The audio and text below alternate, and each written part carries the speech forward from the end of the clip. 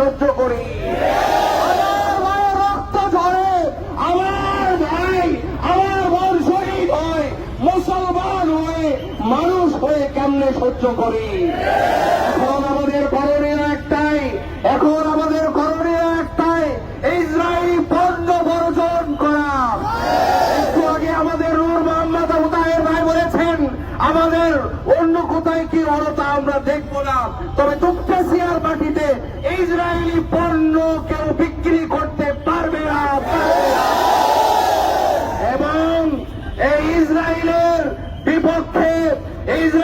বিপক্ষে আন্দোলন করতে গিয়ে তা যদি যুদ্ধ বন্ধ না করে ততক্ষণ পর্যন্ত ইনশাআল্লাহ তুপকাসিয়াতে আমরা আন্দোলন চালিয়ে যাব।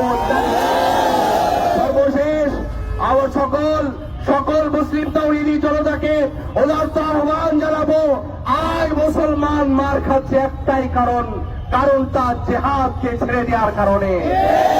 এই জন্য জিহাদের চেতনাকে লালন করে একসঙ্গে নারায়ে তাকবীরের মাধ্যমে উদারত আহ্বান জানাই, জিহাদ জিহাদ জিহাদ চাই,